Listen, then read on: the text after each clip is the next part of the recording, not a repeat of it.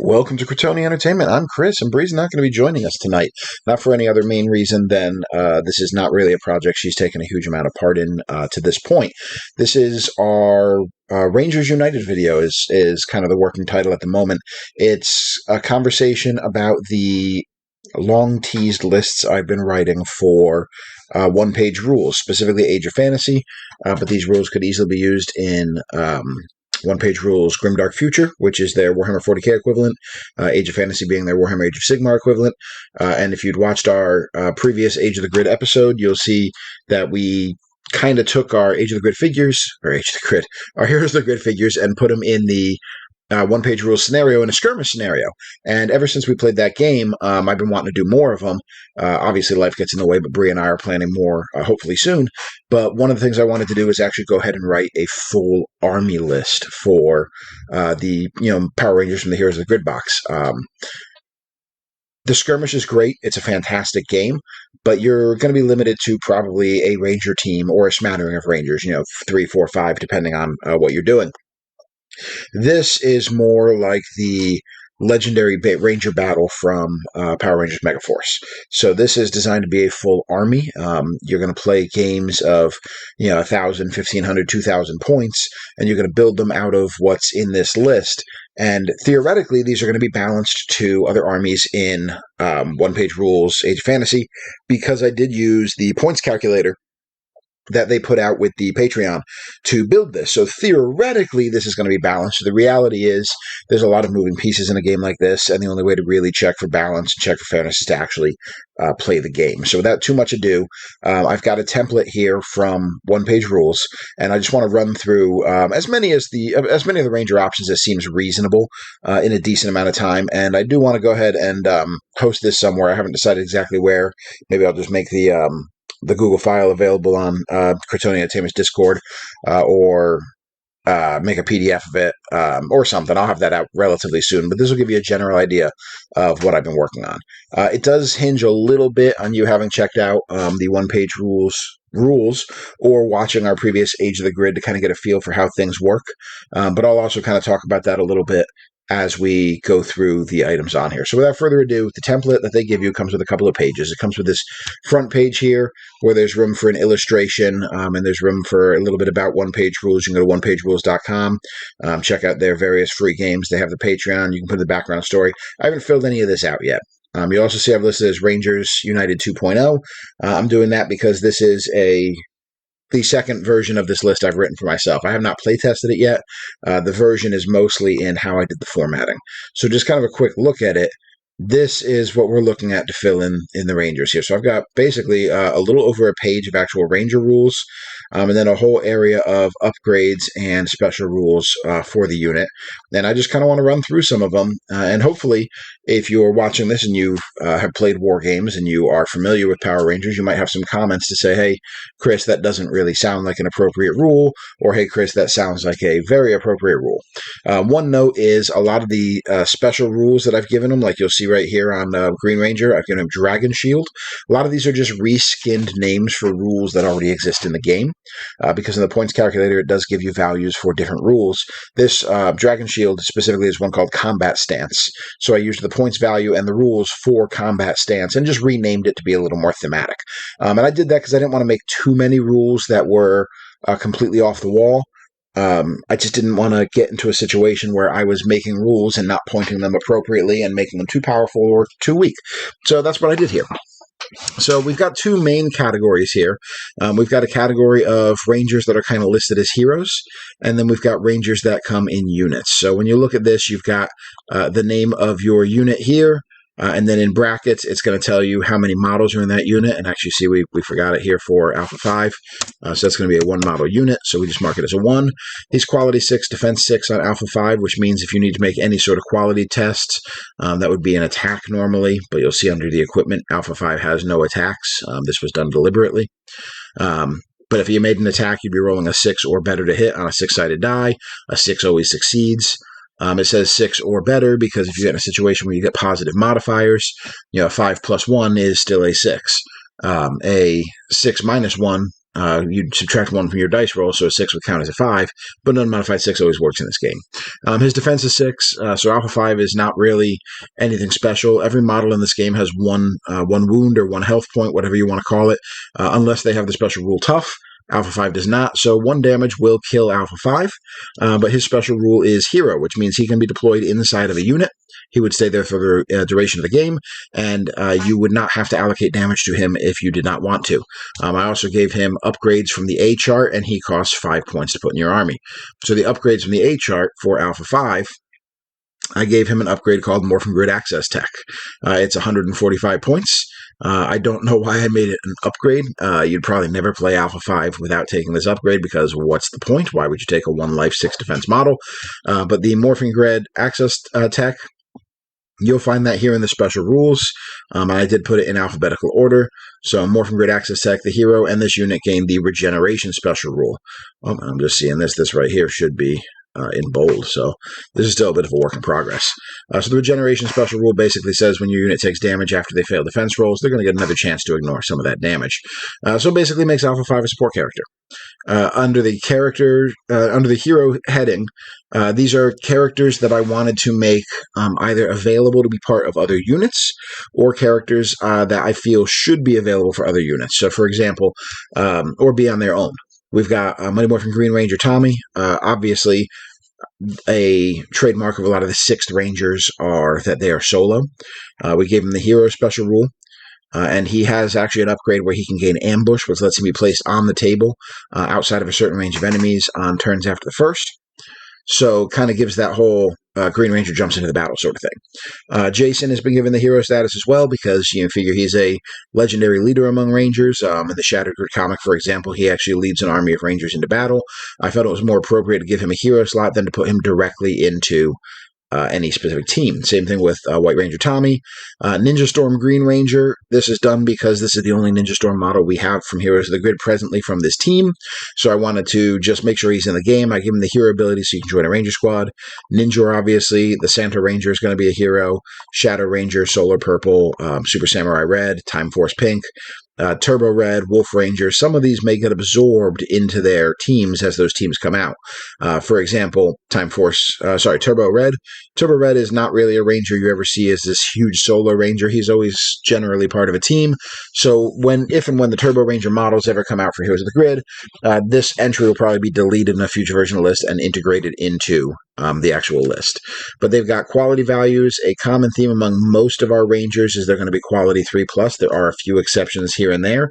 We actually gave Santa Ranger a 4+, because Santa Ranger is not necessarily going to be a skilled fighter. He's not necessarily going to be the bravest in battle, but he's got some great special abilities that I think make up for that lower quality. And then over, Zeo Gold Ranger, 2 versions of them. I give him a Jason version and a Trey version, and the big difference, their stats are identical, except for this tough value over here. I gave Jason tough value 3, and I give Trey a tough value 6. So that means Trey can actually take 6 damage before he goes down.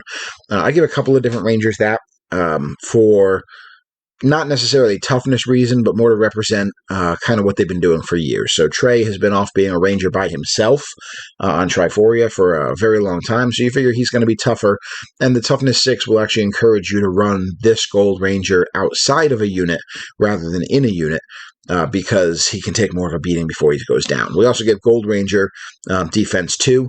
We just figured Gold Ranger was supposed to be the most powerful ranger to that point, so we wanted to make sure we kind of gave him a stat line to defend, a defense stat line to justify that. Santa also got toughness 6, Ninja also got toughness 6. When we get beyond that, and you've had some time to see all this on the screen here, so just kind of a really quick run through. For example, let's go to Mighty Morphin Red Jason. He's got 2 weapons here. He's got a Power Sword. It's got 4 attacks at an AP 2, which means it's -2 to your opponent's defense dice to defend against it, and Rending, which means if Jason rolls a 6 to hit, it's going to count as AP 4, and it's going to ignore special rules like Regeneration. This thematically was to kind of represent Jason's sword fighting ability and his ability to solo monsters. I think to this day, in 30 years of Ranger history, I do believe Jason has the largest solo kill count of monsters across the series. So this kind of represents that. He's got a strong attack. 4 attacks AP2 is a pretty common attack that I gave to Ranger Sabers. For example, Shadow Ranger Shadow Saber also has it. The Turbo Red, I gave a little bit less, but gave it the rending rule as well, just to kind of represent fastness. But other power swords tend to have AP2, attacks 4. So nothing out of the range there, but rending gives a little flavor. He's also equipped with a Blade Blaster. It's a 12-inch range gun. It's got one shot. It is armor piercing value 1. And then Jason does have upgrades as well. He costs 75 points. He can upgrade from the C list. So again, you just scroll down to C and realize that I did not rename it. It should go right here. So the C list is you can give Jason the Dragon Shield and the Dragon Dagger for plus 15 points. The Dragon Dagger itself would have 4 attacks at AP1. The Dragon Shield has its special rule sitting over here. So anybody with the Dragon Shield, when this model fights in melee, pick one of the following stances and apply the bonus. Offensive, AP plus 1, or defensive, defense plus 1. So you could do your Dragon Shield Jason if you wanted to, or you don't have to. So you can spend the extra 15 points, get some extra attacks and abilities, or not. We also give him leadership. This again kind of represents when we saw Jason leading a literal army of rangers. So leadership is right here. The hero and his unit get plus 1 to hit in their roles in melee. So you can make Jason a really good melee fighter. And what's the difference between having quality 3 and having a plus 1 to hit? Hey, there's my phone going off because I'm super professional in what I do. What's the difference between having quality 3 and quality 2? Well, quality 2 would also apply to like morale checks and whatnot, and I don't want to make Jason and his unit invincible, but being pretty good in melee kind of fits the bill for what this ranger does. And I'm not going to go over every single entry. This video would become way too long if I did that. But you kind of see it here. And then the special rules are all available. We're going to showcase some battle reports, like I've said. When you get outside of the heroes, we've got ranger teams in alphabetical order. They're all fairly self-explanatory. You've got the Beast Morpher Rangers, the Dino Thunder Rangers. We've got Forever Rangers on here. We'll kind of talk about those. Hyperforce Rangers. And I just want to kind of go over some design decisions that I made for these individual rangers. I put in some personal restrictions for one-page rules. They don't actually have these as standard, but I basically put asterisks next to certain things, and I put a note about that in the special rules. Anytime you see a single asterisk, that's the maximum number of attacks that can be made with that weapon by that unit. So over here on our Metallic Armor Rangers, there is one power axe that has 3 attacks at AP3. There's one power bow, there's one power sword, there is one pair of power daggers. But there's no asterisk next to blade blasters because everybody is equipped with them. So that's kind of what those asterisks mean in what we're doing. And there's a little bit of common sense. So I'm going to put some of this in the description of the army. There's a little common sense that go. It just says Beast Morpher Rangers, for example, and then it says Cheetah Claws, 2 Beast X Sabers. This is obviously to fit in with the Heroes of the Grid models. Beast Morpher Red has 2 Cheetah Claws on his model. The other 2 Beast Morpher Rangers each have a Beast Saber. This is not specifically saying you have to take those models to play that unit, but a little common sense if you're trying to play the theme, you should know which ranger is part of which team and kind of how you'd put them in. So we made the Beast Morpher Ranger a 3-man ranger team. Pretty much every ranger team has some sort of special rule we've attached to them, just to kind of keep things interesting, give you reasons to play different teams. So these ones get Grid Battle Force Tech. Grid Battle Force Tech is whenever this unit fights in melee, pick one fighting style, cut for +1 attack, or chop for +2 AP. And if you look at their actual stats here, none of their melee weapons have an AP value. So you got to make the difficult decision between having a bunch of attacks. So, for example, we have 2x Cheetah Claws, attack 4. That actually reads as since there's 2 of them, you make 4 attacks 2 times. So you have 8 attacks here. You have 2 Beast X Sabers, so there's a total of 14 attacks coming out of this unit, but they do not negate defense. So when you'll see my Forces of Evil list later, you'll see that'd be greatly effective against foot soldier squads, but not very useful against monsters who tend to have a high defensive value. But since you've got that Grid Battle Force tech, you can pick rules that either give you more attacks to wipe out those mobs, or that better AP on all these attacks. Is this too many attacks? It might be. I don't know. I haven't done a lot of play testing on this. And if it is, I'll adjust the number of attacks that units have, and it'll change the points values appropriately. Because these do get kind of pricey. I mean, you got 175 points for 3. You got your Dino Thunder Ranger 215 for 3 Rangers as well. So the Dino Thunders, so just kind of skipping to some of the more interesting ones. The Dino Thunder Rangers, it's a 3-model unit, but in their upgrades, I gave them an upgrade of Eye. You go down to the Eye chart, and it says you may add 1 Black Ranger figure to the unit armed with these weapons here. So this would be your Dino Thunder Black, and it'd be 65 points because you're adding a model that's going to have the 3, and all that stuff. And then there's the White Ranger figure that can get added to it. So that's kind of a neat thing. The Hyperforce Rangers I didn't actually give a special rule to, as you can see here. And I also gave them quality 4. And I did that to just kind of represent when the Hyperforce team was built. They weren't as skilled as the original team. Well, they weren't as skilled as they could be because they weren't a Ranger team yet. So I gave them quality 4. It also helped keep down their points cost because they are quite pricey. They have a wide selection of weapons here that all match the way the models from the Here's the Good Game are set. Their upgrade is they can go ahead and for free swap out every one of these items with the alternate version of those weapons. So the Hyperion Scythe in the lore turns into the Hyperion Bow, the Koea's Shield turns into the Koea's Axe, the Cryas Hammer turns into the Cryas Cannon. There are stats for that as their special rule. We have a set of Metallic Armor Rangers. So this would represent from the Legendary Ranger box or the Forever Ranger box or whatever it was called from Here's the Grid. I painted mine as if they had metallic armor. These are supposed to be like the second team of Mighty Morphin Rangers. After Jason, Trini, and Zach left, this would add Rocky, Adam, and Aisha. And I did leave Billy out of this group because he is listed under the upgrades as you can take a Billy and add it to this unit if you want. But you don't have to. I did give them Defense 2 and Quality 4. I did this for a couple of reasons. One, Quality 3, Defense 2 is extremely expensive and kind of would point them out if you ever considering using them. Quality 4 also creates a differentiation because I didn't really make much of a difference to their power weapons from the regular Mighty Morphin team. And I think it's generally agreed, with the exception probably of Adam, that the replacement Rangers were never quite as skilled as the original Rangers. So I think it's kind of fair to give them that higher defense. You're going to buy this unit to be tanky because they've got a defense 2, whereas the regular Mighty Morphin Rangers have a defense of 3. But they have a quality of 4, so they're not going to be as hard hitting, but they're not going to die very easily. Then you have the Mighty Morphin Rangers. They've got their power weapons here as well. Give them the Teenagers with Attitude special rule. Again, you can scroll down and see what those do. Teenagers with Attitude, they get +1 attack to a weapon of their choice when they charge.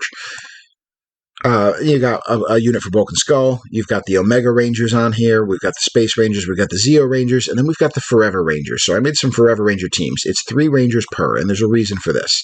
In the one-page rules system, you can take 2 units of the same name with the same upgrades and combine them together to form a single unit. So you could do a Forever Ranger black team of 6 black Rangers. If you took 2 entries, you pay for each one.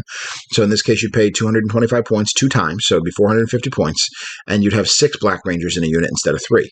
I figured if I made this 5 or 6, then you'd have a 10 or a 12-man Ranger unit, each with 3 life each. That's a little over the top in a game like this. And then I just kind of made things very generic on the Forever Rangers. So a lot of the Blue Rangers have power lances and whatnot, and I gave them A3 and rending, whereas a lot of the Green Rangers kind of have lower AP, moderate attacks, but they have some kind of weapon that upgrades their attacks. A lot of the Pink Rangers have ranged weapons, so I focused mostly on ranged attacks for the Pink Rangers and stuff along those lines. But basically, on these, you can take, Forever, let's say you're playing Forever Pink. Take any 3 Pink Rangers you want. Instead of worrying about their specific power weapons, you're going to use these weapons, and you're going to add the Forever Pink special rule to the list. So the Forever rules are right down here. Forever Black. Oh, that's really big font. I don't know what happened here. Let's go ahead and fix that real quick. Whenever this unit is activated, pick 2 friendly units within 6 inches, which get furious the next time they fight. Forever Blue. When this unit is activated, pick 2 friendly units within 6 inches. We get +1 to their defense rules next time they fight. Forever Green, they're going to get 2 bonus attacks when they charge to kind of represent some of the reckless nature of some of the Green Rangers out there. Forever Pink, this unit's shooting ignores cover, so enemies are not going to have as easy a time avoiding their shots. Forever Red, Red Rangers tend to be leaders. When this unit is activated, pick 2 friendly units within 6 inches, which get +1 to their melee rules just the next time they fight, not every time. And then Forever Yellow, this unit benefits from the Poison rule. This is because a lot of Yellow Rangers tend to have precision attacks. What Poison actually does in this game is if you roll 6 to hit, each hit counts as 3 hits. So it's not actually, don't think of it as poisoned weapons. Think of it as you're just kind of having precise strikes that can do a lot more damage than you would normally expect. And that's just kind of an overview of kind of how the Forever Rangers work. And then you've got more teams. You've got the Metallic Armor Rangers, Mighty Morphin, Bulk and Skull, Omega, Space, Zeo. And then you've got some solo Rangers here. These are individual model Rangers that don't have the hero special rules. So they're not going to be added into any units. They do have to work alone, which can be difficult for something like Rebel Ranger Slayer, because she does only have Tough 3.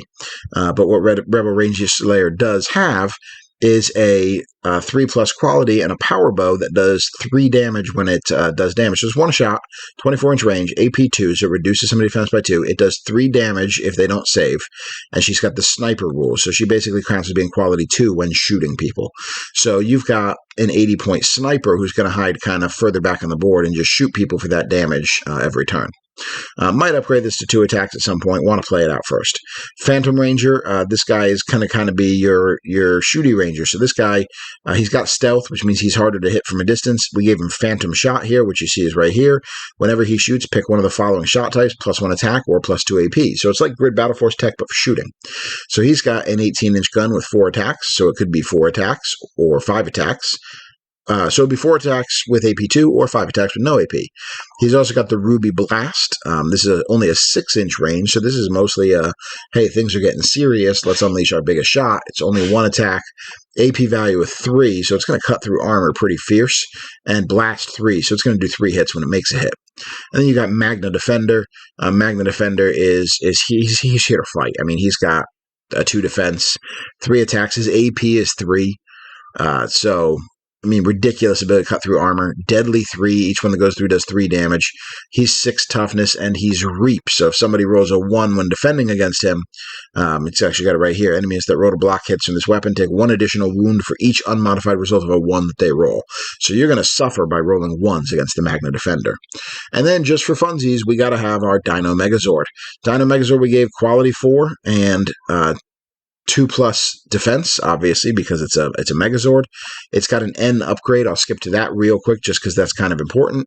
The N upgrade, you can give him Megazord Power. Megazord Power is... Did I completely forget to put it on the list here? Megazord Power gives him +1 to hit in melee. I'll get that added to the list here. I can't believe I didn't put that in there. That's good job, Chris. That's based off of, his stats are based off of the Giants army list, which tend to have a lot of life, a lot of defense, and have special abilities that you can buff him up.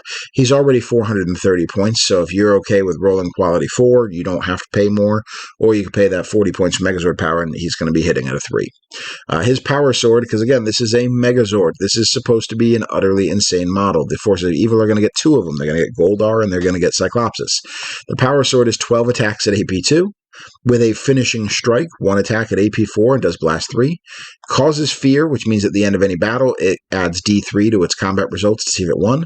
It is fearless, so if it has to take a morale check, it tests at +1 quality, and it is tough 18. It's going to take 18 damage to take this sucker down, but you are paying a lot of points for it. So there's a lot going on here. But this is basically a quick overview. We've also got one last thing. We've got wizard spells. Every force in the game gets to take 6 wizard spells. There are some rules to kind of decide how they go on. We kind of just took some fun ideas. Defender wheel goes off on a 5+. So when your wizard goes to cast, you roll a single 6-sided die.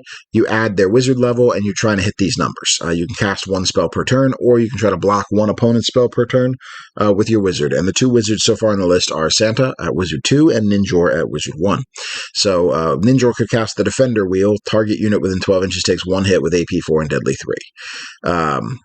Colorful Explosions on a 6+. Target 2 units within 6 inches take 8 hits. No armor penetration there. But this was basically a quick overview of what we've got going on with the Rangers United project that I've been working on for 1-page rules. I'm still working on the Forces of Evil. I'm hoping to get them going soon.